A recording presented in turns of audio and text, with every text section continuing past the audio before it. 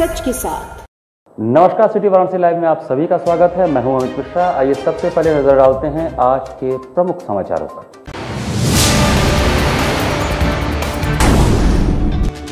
धनतेरस पर्व से शुरू हुआ 4 दिवसीय स्वर्णमयी माता अन्नपूर्णा का दर्शन पूजन, श्रद्धालुओं की उमड़ी भारी भीड़। वरिष्ठ कांग्रेस नेता अजय राय ने कहा, उत्तर प्रदेश में कांग्रेस का तेजी से बढ़ रहा है ग्राफ, विपक्षी दलों में बेचैनी। गंगा उत्सव के दूसरे दिन गंगा मित्रों ने विद्यालयों में चलाया गंगा संरक्षण अभियान। और गायत्री शक्तिपीठ दानूपुर एवं गायत्री परिवार द्वारा कचहरी प्रांगण में धनतेरस पर्व पर दीप महायज्ञ का आयोजन। और अब समाचार विस्तार से। धनतेरस पर्व के शुरू होने के साथ माता अन्नपूर्णा की स्वर्णमयी प्रतिमा के दर्शन का क्रम भी प्रारंभ हो गया, जो 4 दिनों तक चलेगा। धनतेरस पर्व से शुरू होने वाले 4 दिवसीय स्वर्णमयी माता अन्नपूर्णा का दर्शन मंगलवार भोर से शुरू हो गया।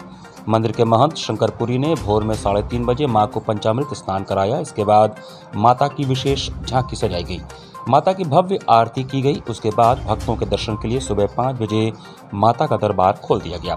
मंगलवार दोपहर से कतारबद्ध भक्तों ने जब भगवती के दर्शन किए तो भक्त निहाल हो गए।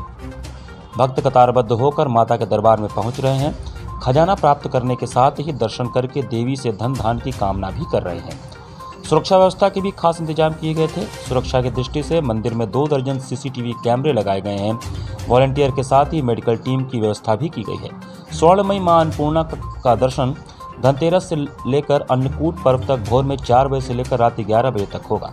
विशिष्ट लोगों के लिए शाम 5 से 7 बजे तक विशेष दर्शन की व्यवस्था है।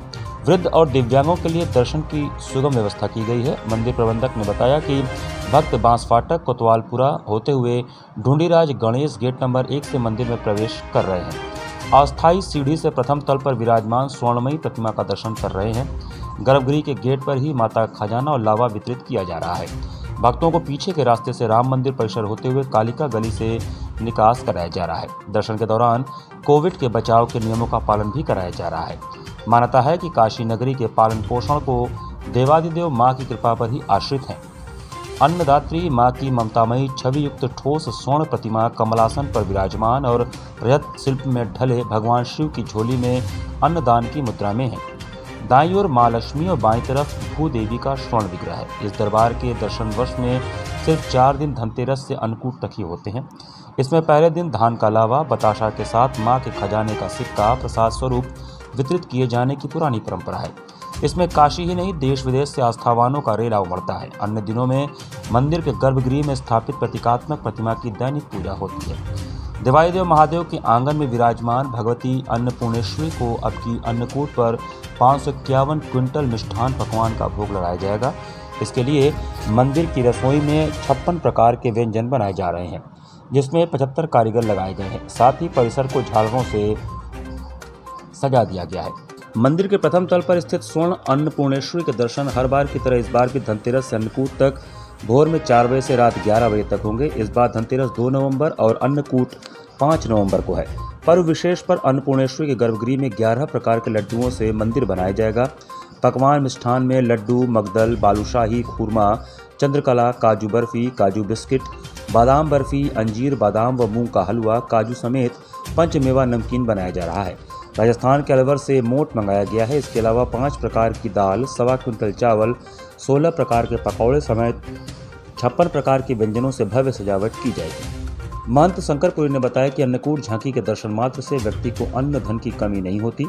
मध्याह्न भोग आरती के बाद भक्तों को प्रसाद ग्रहण कराया जाएगा। इसके अलावा बाबा श्री काशी विश्वनाथ मंदिर, ढूंढीराज गणेश, साक्षी विनायक, विशालाक्षी मंदिर समेत अन्य मंदिरों में भी अन्नकूट पर्व की तैयारी की जा रही है।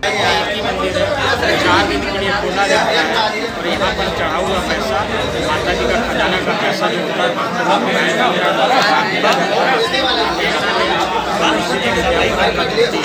और लावा लेके जाते हैं। अन्य की कमी प्राचीन काल की मान्यता चली है। गायत्री शक्तिपीठ दानूपुर वाराणसी एवं गायत्री परिवार रचनात्मक ट्रस्ट वाराणसी के संयोजन में धनतेरस पर्व पर दीप महायज्ञ का आयोजन हुआ।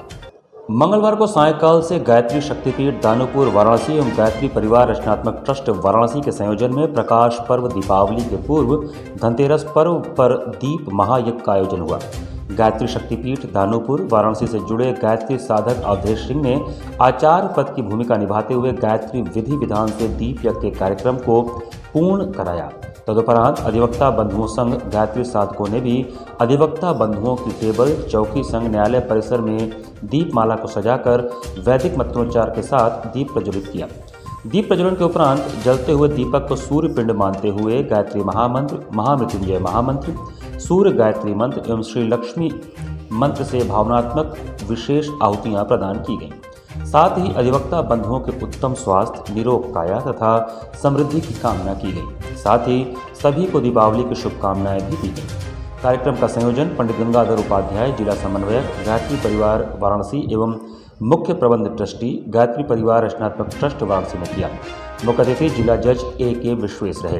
कार्यक्रम में मुख्य रूप से हरिशंकर सिंह एडवोकेट, अवधेश कुमार सिंह, अश्विन कुमार गुप्ता, राजेश चौबे, विवेक सिंह, जनार्दन पांडे, रमेश सिंह, विनोद पांडे, अधिवक्ता अवधेश पांडे, राजेश पांडे, PP सिंह, सोम मिश्र, श्यामानंद सिंह, राम अवध यादव, घनश्याम राम, रतन लाल, हृदय नारायण प्रजापति, विजय कुमार, राधिका मौर्य, मुन्नी देवी आदि ने भाग लिया। धनतेरस जयंती है जिसे हम लोग धनतेरस भी कहते हैं, धन की तेरस। तो धन हमारा क्या है, स्वास्थ्य सबसे बड़ा धन है।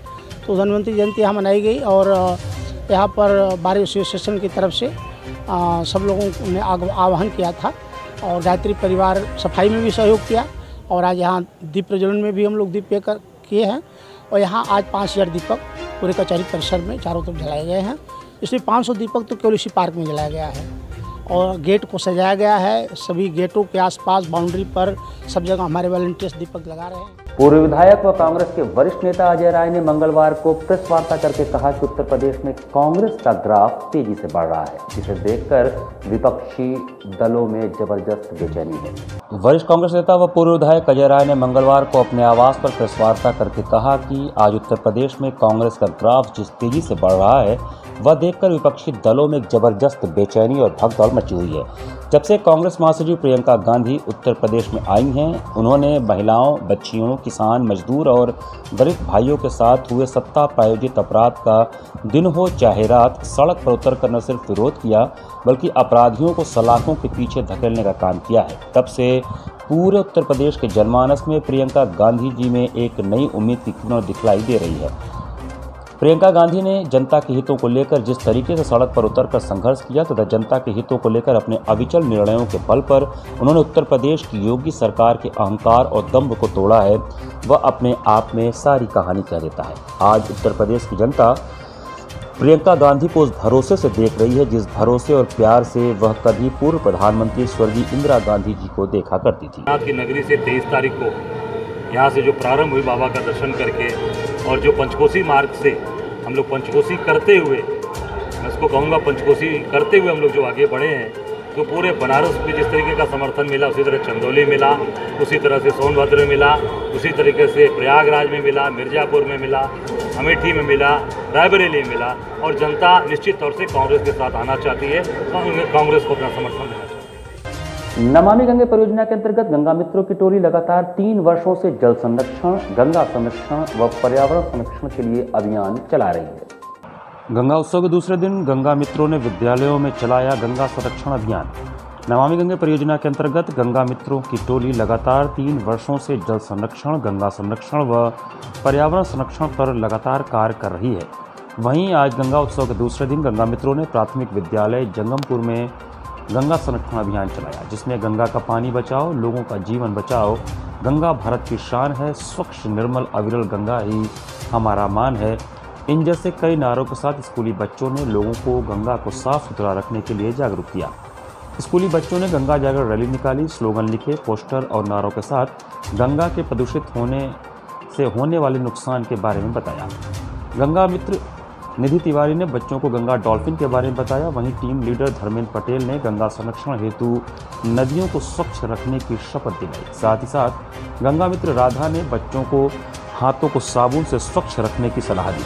विद्यालय की सहायिका अध्यापिका भावना महोदया ने गंगा मित्रों के कार्यों की सराहना की तथा गंगा संरक्षण में सम्मिलित होने की बात कही। बच्चों ने कागज से नाव भी बनाया। कार्यक्रम में उपस्थित गंगा मित्रों में जितेंद्र गोंड, पुनीता राव, शिवम पांडे, राधा, निधि व धर्मेंद्र पटेल, डॉली मैम, मीनू मैम आदि गंगा मित्र उपस्थित रहे। नमामि गंगे की तरफ से गंगा मित्र आए और उन्होंने गंगा उत्सव का महोत्सव किया और उन्होंने चित्रकला प्रतियोगिता का आयोजन किया और बहुत अच्छा लगा और इसी तरह आते रहे। बांग्लादेश में हिंदुओं पर हुए उन्मादी इस्लामिक आक्रमण की राष्ट्रीय स्वयंसेवक संघ अखिल भारतीय कार्यकारी मंडल द्वारा घोर भर्त्सना किया गया। अखिल भारतीय कार्यकारी मंडल बांग्लादेश में हिंदुओं पर हुए हिंसक आक्रमणों पर अपना गहरा दुख व्यक्त करता है और वहां के हिंदू अल्पसंख्यकों पर लगातार हो रही क्रूर हिंसा और बांग्लादेश के व्यापक इस्लामीकरण के जिहादी संगठनों के षड्यंत्र की घोर निंदा करता है। मंगलवार को करालकर भवन में आयोजित प्रेस वार्ता में राकेश तिवारी व मुरलीपाल ने बांग्लादेश के अल्पसंख्यक हिंदू समाज व हिंदू मंदिरों पर हिंसक आक्रमण का क्रम बिना रोक टोक चल रहा है ये बताया। गत समय में दुर्गा पूजा के पवित्र पर्व काल में प्रारंभ हुई सांप्रदायिक हिंसा में अनेक निरपराध हिंदुओं की हत्या हुई, सैकड़ों लोग घायल हुए और हजारों परिवार बेघर हो गए। गत 2 सप्ताह में ही हिंदू समाज की अनेक माता बहनें अत्याचार की शिकार हुई तथा मंदिरों व दुर्गा पूजा पंडालों का विध्वंस हुआ।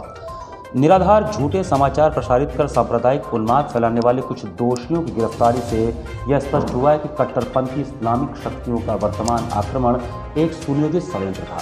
हिंदू समाज को लक्षित कर बार बार हो रही हिंसा का वास्तविक उद्देश्य बांग्लादेश से हिंदू समाज का संपूर्ण निर्मूलन है। फलस्वरूप भारत विभाजन के समय से ही हिंदू समाज की जनसंख्या में निरंतर कमी आ रही है। विभाजन के समय पूर्वी बंगाल में हिंदुओं की जनसंख्या जहां लगभग 28% थी वह घटकर अब लगभग 8% हो गई है। जमाती इस्लाम बांग्लादेश जैसे कट्टरपंथी इस्लामी समूहों द्वारा अत्याचारों के कारण विभाजन काल से और विशेषकर 1971 के युद्ध के समय बड़ी संख्या में हिंदू समाज को भारत में पलायन करना पड़ा। बांग्लादेश निर्माण के उपरांत आज भी वही तत्व सामाजिक सौहार्द को बिगाड़ रहे हैं, जिसके कारण अल्पसंख्यक हिंदू समाज में असुरक्षा की भावना उत्पन्न हुई है। बांग्लादेश में हिंदुओं की हत्या पर उनके खिलाफ बर्बरता के ऊपर कार्रवाई वहाँ का इस्लामिक कट्टरवादी आतंकवादियों ने किया था, उसके विरुद्ध राष्ट्रीय स्वयंसेवक संघ भारत सरकार से आह्वान करता है कि उनके प्रति संवेदना दिखाते हुए दोषियों के विरुद्ध कठोर से कठोर कार्रवाई की जाए। उसी प्रस्ताव का जो अनुमोदन वहाँ हुआ था उसके साथ काशी प्रांत के राष्ट्रीय स्वयंसेवक संघ की इकाई खड़ी। यहाँ पर वक्त चला छोटे से ब्रेक का, बने रहिए सिटी वाराणसी लाइव के साथ। वाराणसी लाइव, सच के साथ। Best fundamental lab, best faculty, best placement set. We are proud to be a student of JDSL. I am a student of Jeevandeep Mahavidyalaya. I am proud of Mahavidyalaya for excellent faculty, best support and best infrastructure and best placement. Best fundamental lab, best faculty, best placement set. We are proud to be a student of JDSL. I am a student of Jeevandeep Mahavidyalaya. I am proud of Mahavidyalaya for excellent faculty, best support and best infrastructure and best placement. I'm a great mother.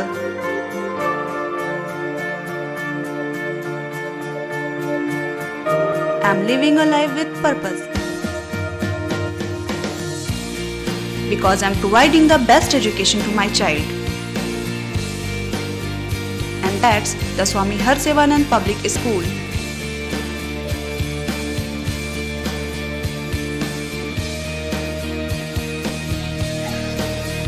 Harsevanand Public School provides value-based education. Admission open for nursery to class 11th. Harsevanand Public School and Hostel, Garhwa Ghat, Banpurwa and Jagatganj, Varanasi.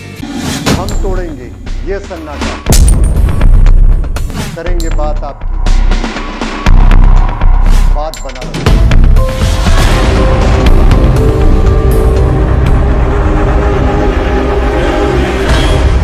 पूछेंगे सवाल, उठाएंगे मुद्दे, करेंगे बहस, होगा मुकाबला आमने सामने, ताकि सच जिंदा रहे।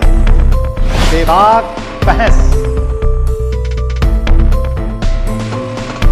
कोरोना वायरस ने देश में एक बार फिर से रफ्तार पकड़ ली है। ऐसे में जरूरी है कि सभी लोग पूरी एहतियात बरतें। घर से बाहर निकलते समय मास्क का सदैव प्रयोग करें। समय समय पर हाथों को सैनिटाइजर से सैनिटाइज करें। ज्यादा भीड़ भाड़ वाली जगहों में जाने से बचें। 2 गज की दूरी का पालन करें। स्वस्थ रहें, सुरक्षित रहें। जनहित में जारी वाराणसी लाइव। वाराणसी लाइव, सच के साथ। ब्रेक के बाद आपका स्वागत है। सपा के पूर्व महानगर अध्यक्ष अल्पसंख्यक सभा के मोहम्मद हैदर गुड्डू के निवास पर नवनियुक्त पदाधिकारियों का स्वागत और अभिनंदन किया गया। समाजवादी अल्पसंख्यक सभा के कैंट विधानसभा के कार्यालय औरंगाबाद स्थित पूर्व महानगर अध्यक्ष अल्पसंख्यक सभा के मोहम्मद हैदर गुड्डू के निवास पर नवनियुक्त पदाधिकारियों का स्वागत तथा अभिनंदन किया गया। इमरान अहमद इमूजी राष्ट्रीय सचिव, Mulayam Singh Yadav youth brigade, doctor Ritika Rani राष्ट्रीय सदस्य महिला सभा, सनी सोनकर प्रदेश सचिव SC/ST प्रकोष्ठ, ऐश्वर्य श्रीवास्तव भावी विधायक प्रत्याशी कैंट विधानसभा, मोहम्मद हैदर गुड्डू, अरविंद सिंह, कमाल अख्तर, शमीम अहमद अंसारी, राजकुमार सिंह राजवीर, आयशा सिद्दीकी, जहांगीर खान, रानू खान, आजम खान, शहजादे खान, सलमान खान, जमील खान, फैज़ खान, साहबुद्दीन पप्पू, हिफाजत अली, अखलाक अहमद, शहीद अंसारी सहित तमाम समाजवादी साथी मौजूद थे। राष्ट्रीय अध्यक्ष पूर्व मुख्यमंत्री अखिलेश यादव जी के कर कमलों के द्वारा जो राष्ट्रीय सचिव महिला सभा बनाई गई हैं, उनको डॉक्टर रितिका रानी जी को और इमरान अहमद इम्मू जी जो यूथ ब्रिगेड के राष्ट्रीय सचिव बनाए गए हैं, सनी सोनकर जो SC/ST का प्रदेश कार्यकारिणी सदस्य हुआ है, और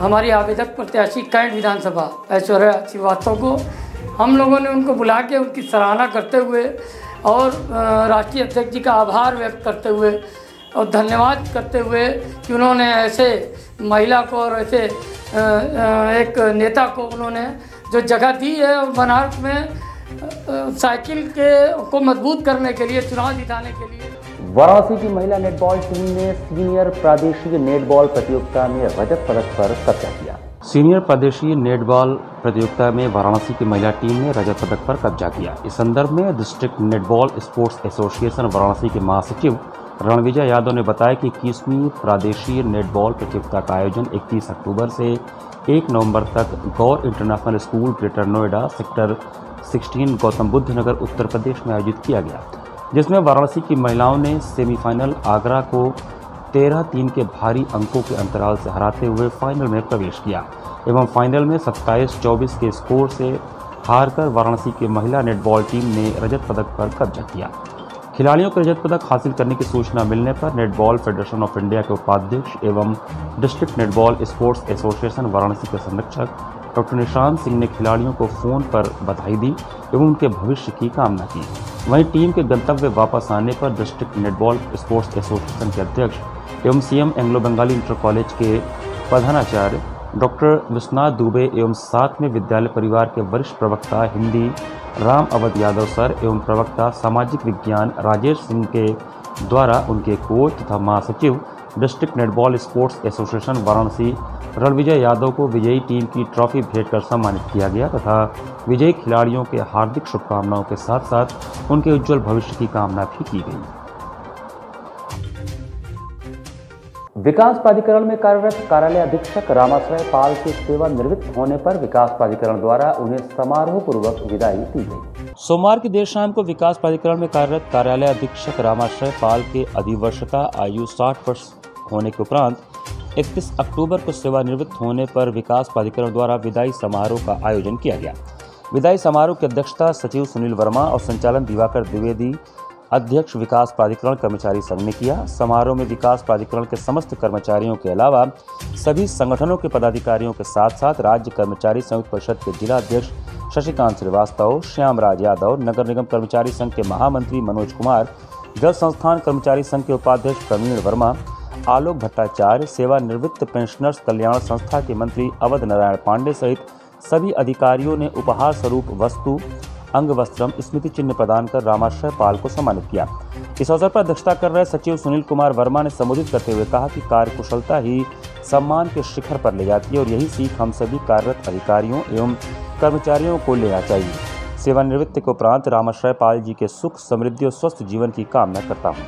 समारोह में सर्वश्री PK तिवारी, अध्यक्ष डिप्लोमा इंजीनियरिंग संघ आशुतोष श्रीवास्तव, अधीक्षण अभियंता अनिल कुमार सिंह, आनंद कुमार मिश्रा, अधिशासी अभियंता देवचंद राम उप सचिव, मनोज कुमार नगर नियोजक, परमानंद यादव संयुक्त सचिव, धनीराम संरक्षक, विनोद कुमार, रमेश कुमार, दिनेश यादव, सत्यदेव सिंह, सुरेंद्र तिवारी, विनोद कुमार राय, संतोष ओझा आदि ने विचार प्रकट किए कि मैं जहाँ भी रहा हूँ तो वहाँ के, इसके पहले मैं भवन विभाग में बड़े बाबू था, तो वहाँ पर नक्शे वगैरह सारे भी होते थे, वही मैं रिलीज़ करता था। जैसे संपत्ति अनुभाग में था, निर्माण में था, लेखा में, अन्य विभागों से होते हुए लास्ट में, चूँकि वरिष्ठता के क्रम में मैं ही सबसे ज़्यादा ऊपर था, तो इसलिए मुझे कार्यालय का दायित्व दिया गया था, मैं उसका निर्वहन किया। ये बनारसी विकास प्राधिकरण के एक स्तंभ थे और इन्होंने अपने कार्य और व्यवहार से अनुकरणीय छवि छोड़ी है। मैं सभी से आग्रह भी करता हूँ कि जितने भी यहाँ पे प्राधिकरण के कर्मचारी उपस्थित हैं कि इनसे प्रेरणा लें, इनके मार्ग पे चल करके लोगों की भलाई करें। कर्मचारियों के हितों को लेकर के हमेशा लड़ते थे और समय पर उनका भुगतान कराना, समय पर उनकी समस्याओं का हल कराना, ये उनकी प्राथमिकता थी। निश्चित रूप से इनकी कमी खलेगी प्राधिकरण को और मैं इनके भावी जीवन की कामना करता हूँ। बढ़िया सा अपना आगे का जीवन सकुशल बिताएं, यही मेरी इच्छा है। इसी के साथ सिटी वाराणसी लाइव का यह संस्करण में समाप्त करते हैं। आप सभी को दीपोत्सव की हार्दिक शुभकामनाएं। धनतेरस पर्व की ढेरों शुभकामनाओं के साथ नमस्कार।